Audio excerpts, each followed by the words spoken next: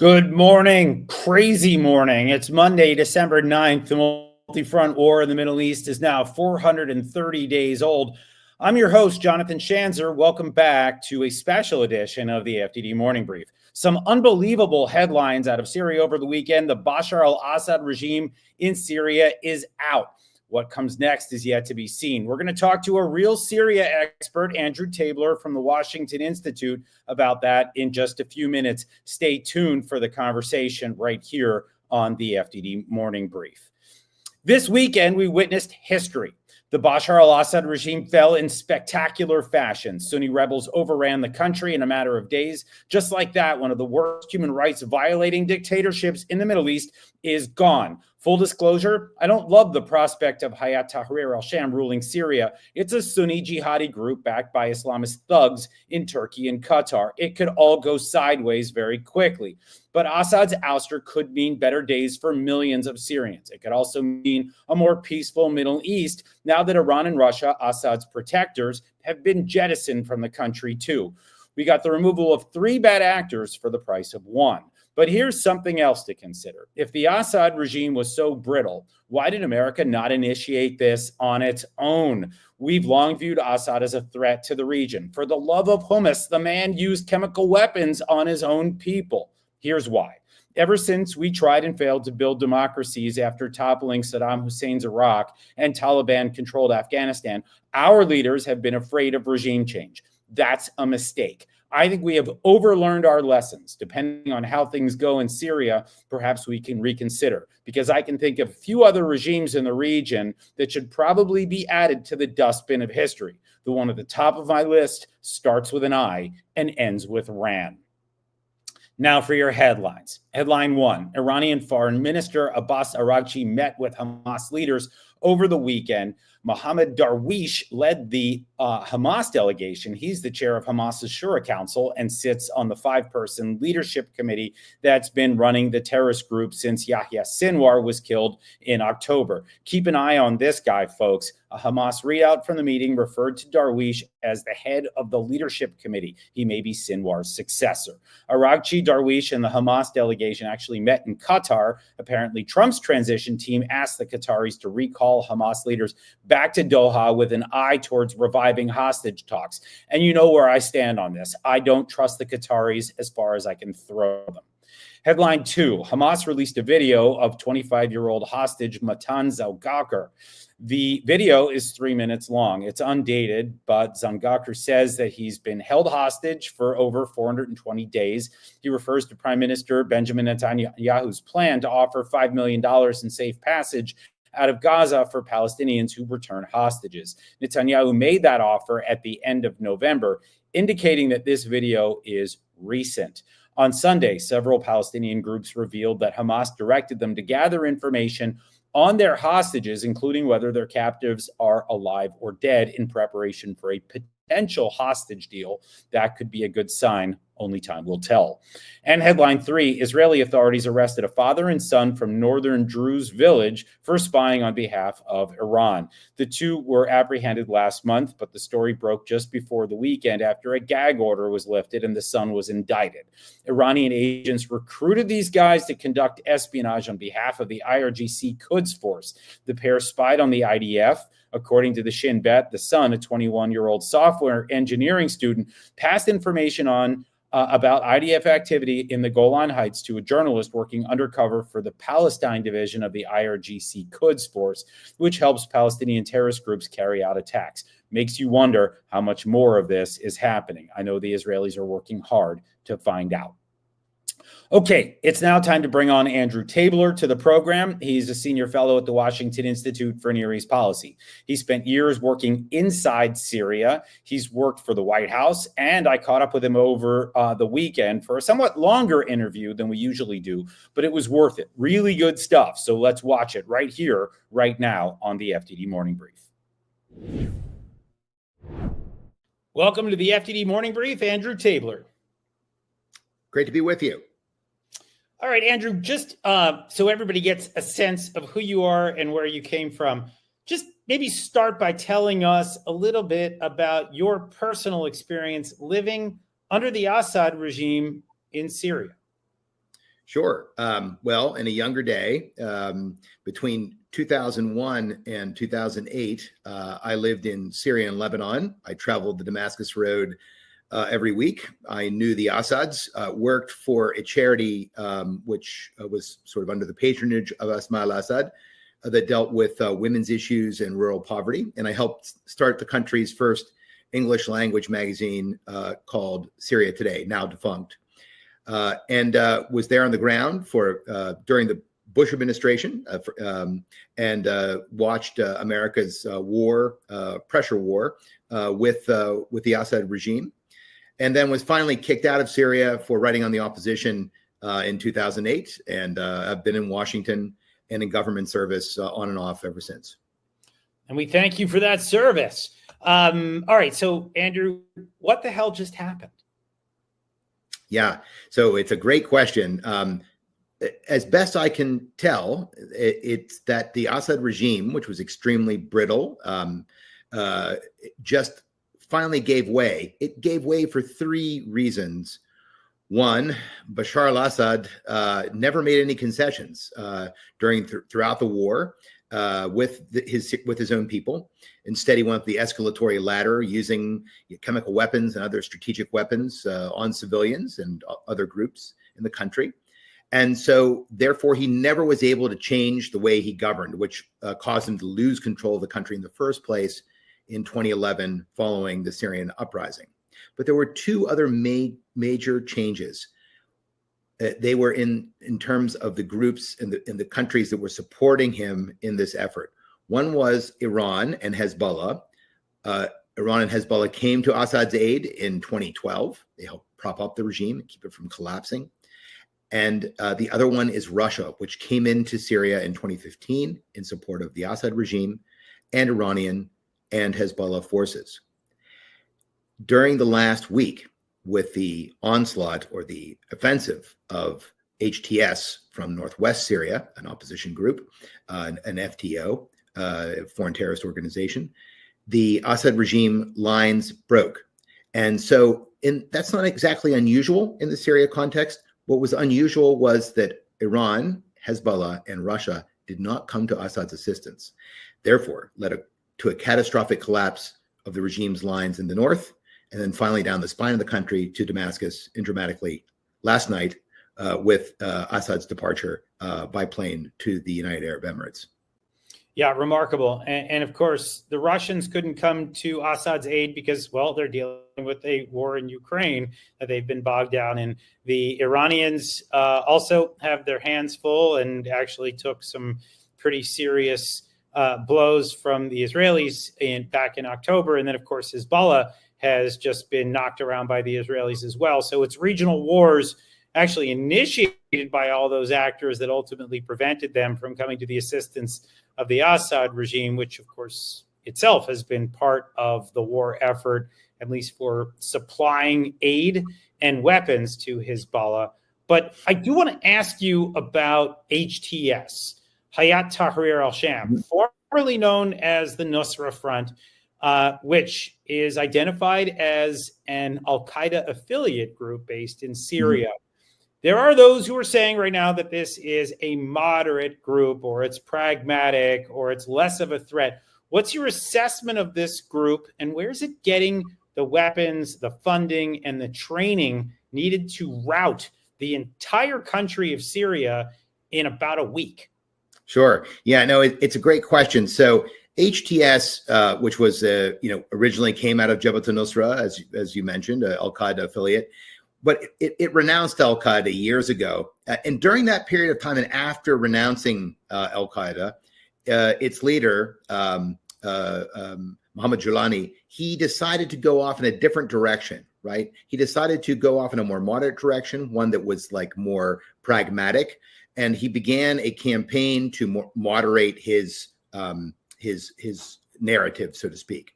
Now, how much that actually changed the ultimate goals of the group is really up for debate, right? In terms of, how much of different is it now from what it was in a sort of previous manifestation.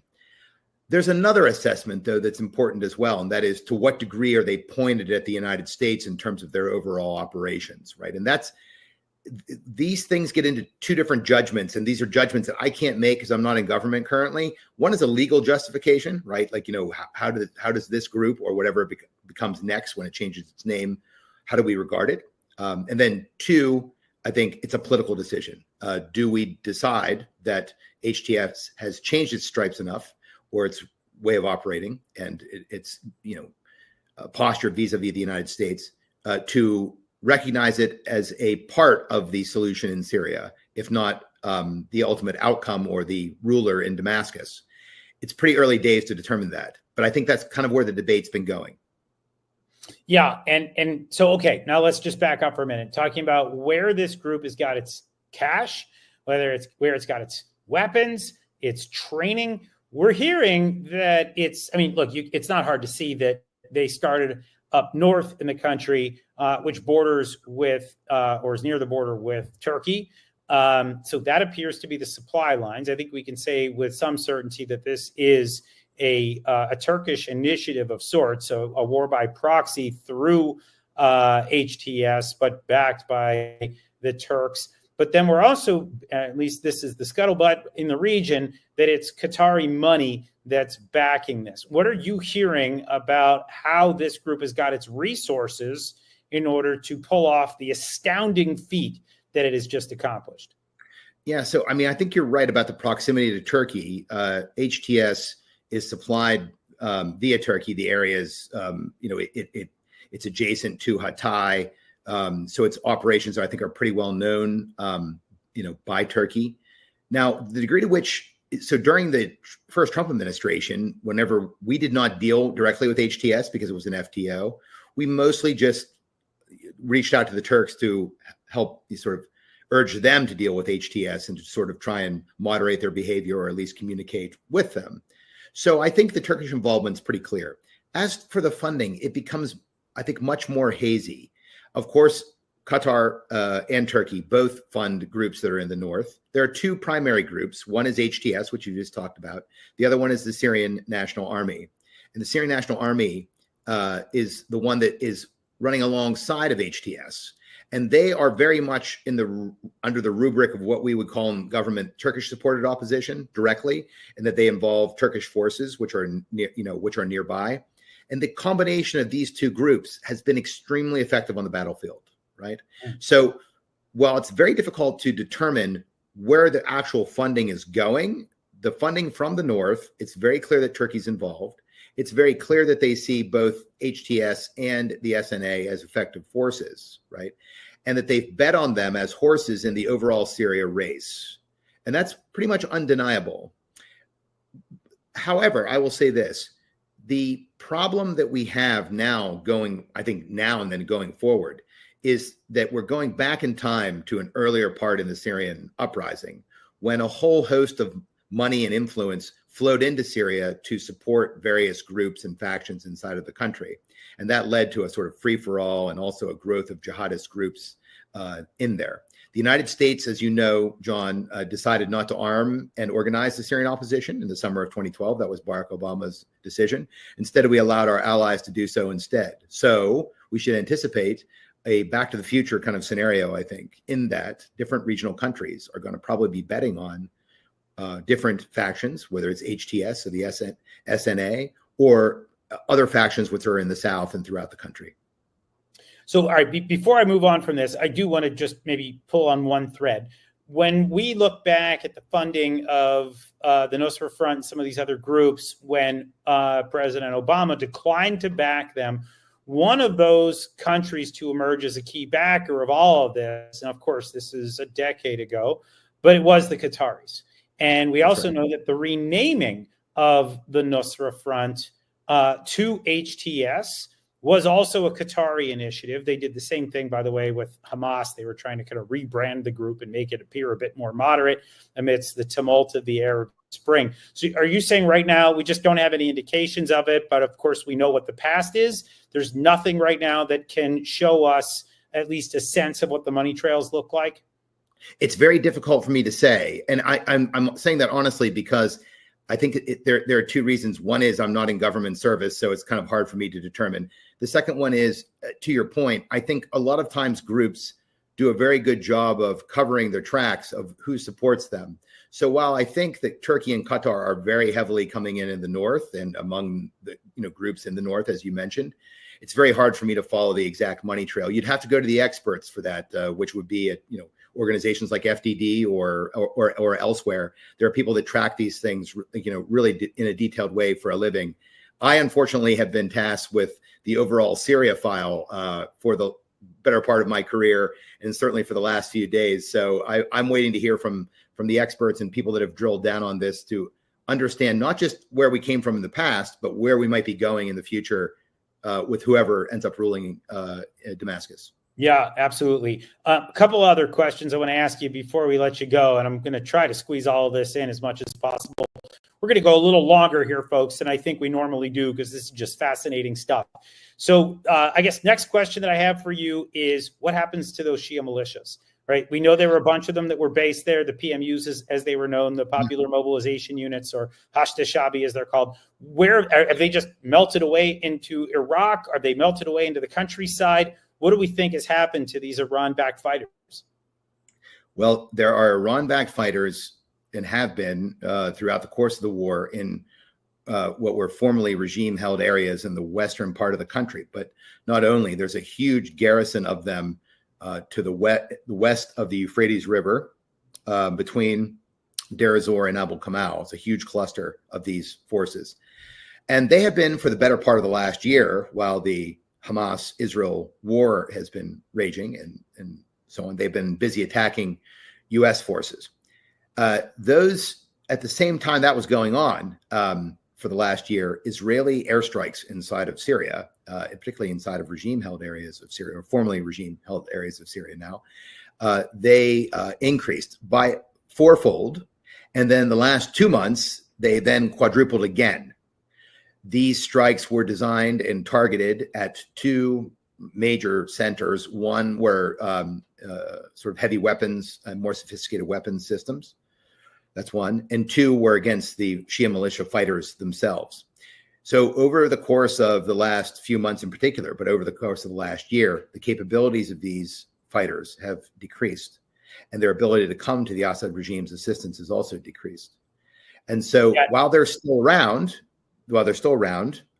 they are much, much less in number and maybe more manageable for the moment as this sort of new revolution, or the second version of the revolution, unfolds.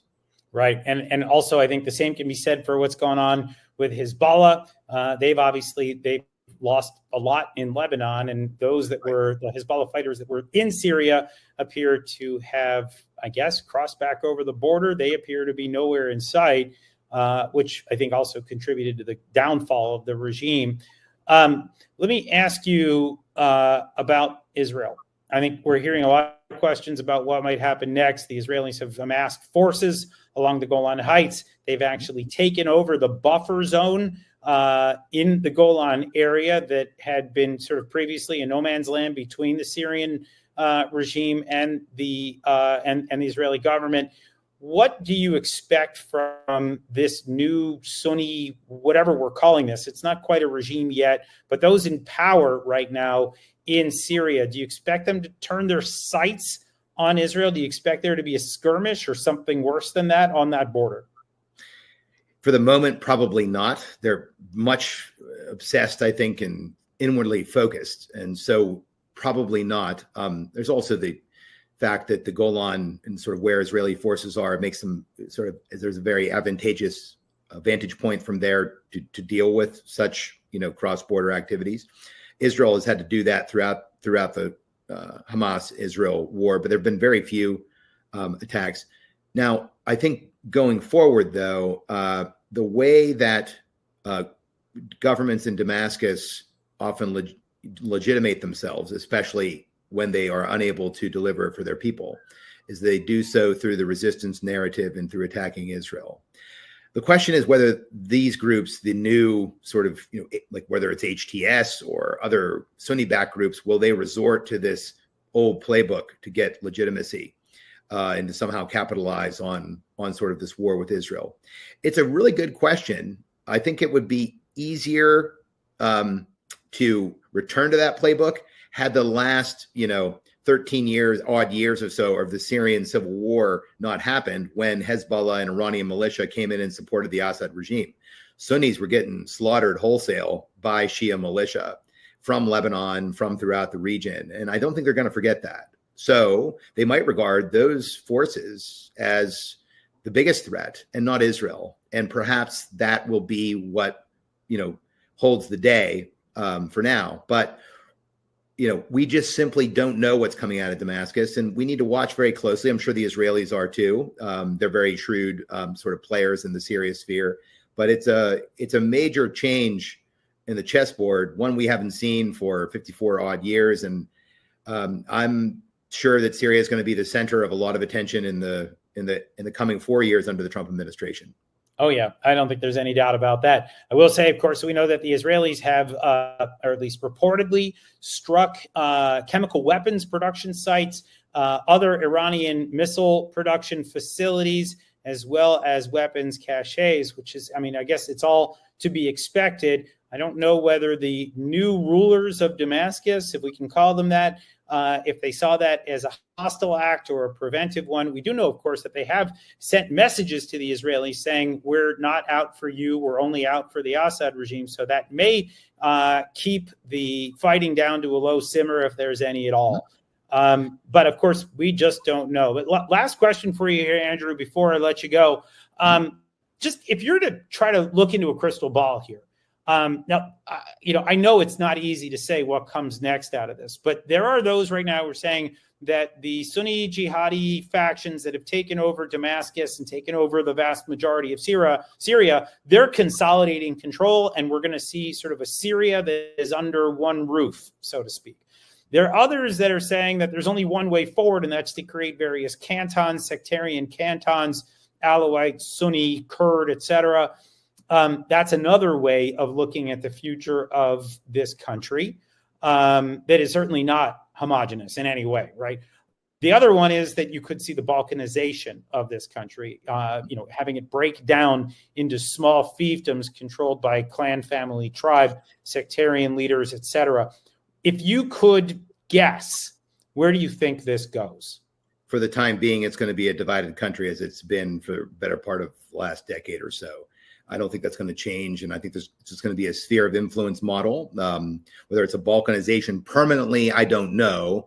But at least in the near term, I think it's going to be divided. And that's just because of the way the forces shook out. The war didn't lead, ultimately to regime victory, although many people thought that that's the route it was going to go. Instead, the country was sort of partitioned between basically five, different militaries in one way, shape, or form. You had the Russians and the Iranians with the regime. You had the Turks in the north. You had the U.S. In the west, and you had Israel from the air. And that sort of, five armies model was the way that the war shook out, and that divided the country into parts of, zones of influence. I don't think that's going to change until we see a viable government in Damascus or the invasion of a neighboring country, which would completely end the war. At least in a certain swath of the country. But I don't see anybody really wanting to do that. So, for example, you had mentioned, Turkey about, coming in their support for groups in the north. And there has been a lot of saber rattling vis-a-vis the Syrian Democratic Forces in the eastern part of the country.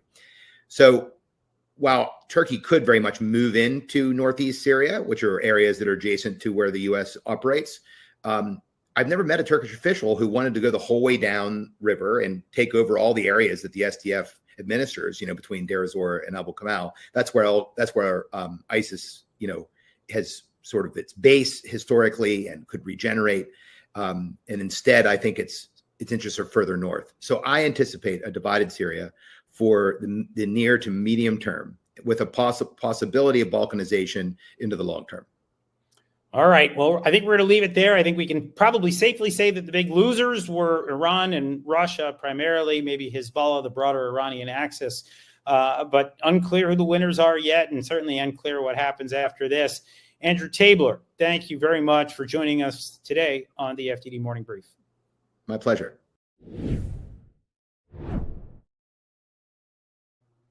All right, here's what FDD has on tap for you today. FDD research analyst Mariam Wahba wrote a policy brief on the recent jailing of Egyptian translator and political cartoonist Ashraf Omar. The incident speaks to a broader issue of Egyptian imprisoning individuals without due process. Scary stuff living in a dictatorship. FDD's Sinan Jidi penned a piece for 1945 examining the efforts of Turkish-backed militias to force Kurdish populations out of northern Syria after Assad's ouster. Sinan emphasizes the need for Washington to stand against jihadi violence in Syria and to ensure the security of vulnerable minorities like the Kurds. Finally, be sure to check out the recent FDD media call featuring my colleagues Ort Kitchery, David Adesnik, Richard Goldberg, and moderator Beth Robbins. In response to Amnesty International's false claims of genocide in Gaza, you can watch the full discussion and access the transcript on FDD's website. And that is going to do it for today. Read our expert analysis on our website, fdd.org. Read our quick takes on X at FDD. Check out our Instagram and YouTube channels, which are always filled with great content, and support our work with a tax-deductible donation at fdd.org/invest. A reminder, the end of the year is fast approaching. Tune in Wednesday for another episode of the FDD Morning Brief featuring journalist Jay Solomon from the Free Press. He tracks Qatar and Iran, among others. Should be a good one. Until then, I'm Jonathan Schanzer, signing off for FDD.